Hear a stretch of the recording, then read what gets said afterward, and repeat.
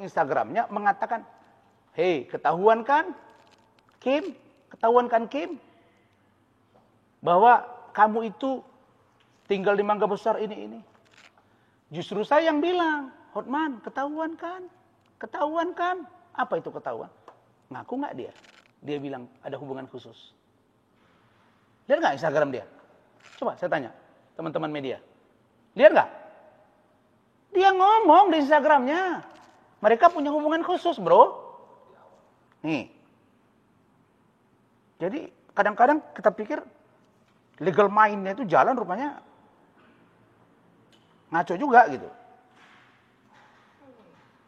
Aku tidak suka, sehingga dia makin nggak suka gara-gara Asri gue terlalu banyak yang cantik. Jelas kan? Kau bilang dia figuran, Hotman. Kau bilang dia bukan Aspri. Terus ini ada hubungan khusus. Ini apa namanya? Inilah kebohongan publik yang nyata. Ini artinya cinta tidak bergayung sambut atau apa ini? Atau cinta sebelah tangan? Jadi orang ini katanya legal mind-nya jago. Ini membuktikan. Makanya Iklim Hakim WA saya barusan. Nih. Kim, baru WA saya. 15.49. Oke, baru 10 menit yang lalu. Dari Iklim Hakim. Yang bawah nih. Ini Iklim Hakim.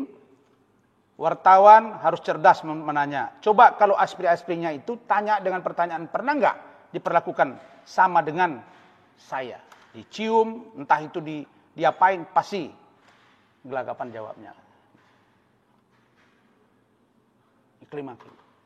Saya senang, Iklim Hakim sekarang sudah sehat. Dan sejak saya bawa ke Kementerian Pemberdayaan Perempuan dan Perlindungan Anak itu, sehingga kita mudah-mudahan dalam minggu depan itu kita siap tempur. Jadi untuk urusan Hotman Paris, ini makin kelihatan. Dan pasalnya bertambah.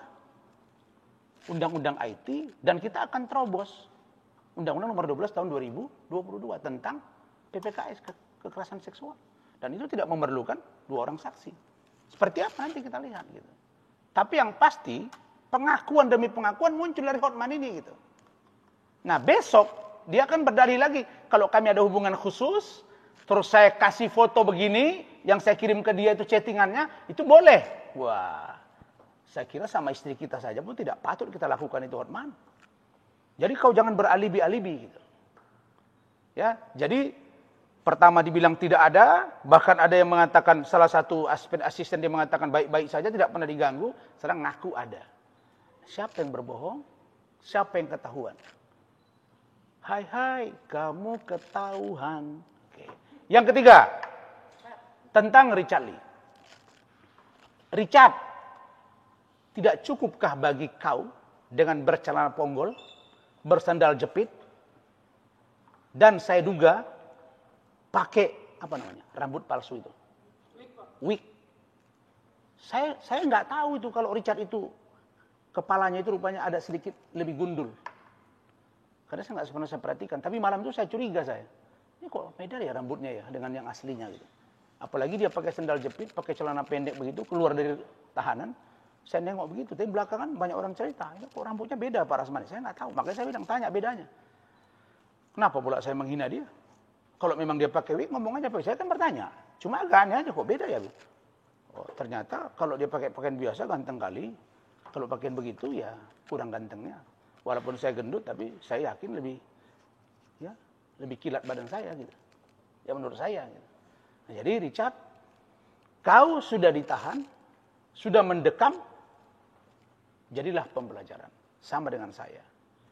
Walaupun saya pernah diproses hukum oleh ponakan saya sendiri, tapi saya paham hukum tetap hukum.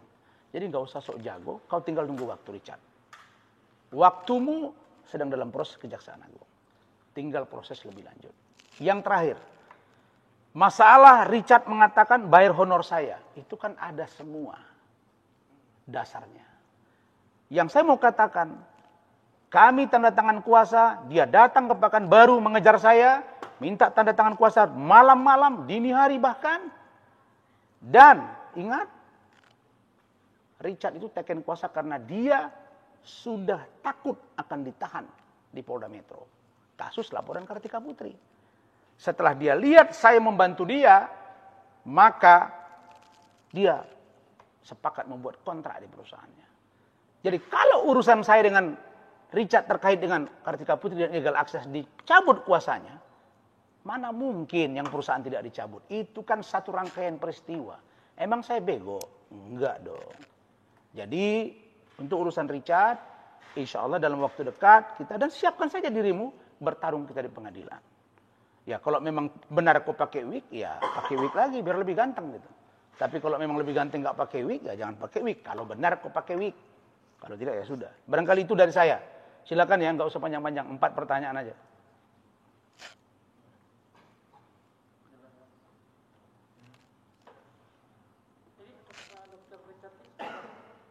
Hah?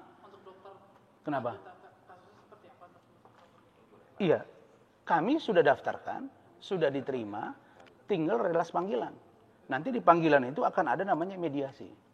Mediasi itu kita lihat. Tapi kalau menurut saya mentok itu. Nah, jadi saya kira begini ya, Richard ngapain dia preskon? Justru preskonnya itu senjata bagi saya untuk mematahkan dia di pengadilan. Bagus juga itu. Terus dia bilang lagi, saya nggak bilang kok, saya nggak nuduh dia debt collector. Kan dia bilang seperti debt collector. Seperti debt collector. Seperti mempelorotin. Seperti. Itu artinya mencontoh. Misalnya, Andi kau seperti monyet. Itu justifikasi bos. Rasman, pengacara saya. Dia nggak sebut nama, tapi di awal nama Rasman terus. Dan preskon itu terkait dengan Rasman. Dia sebut seperti justifikasi.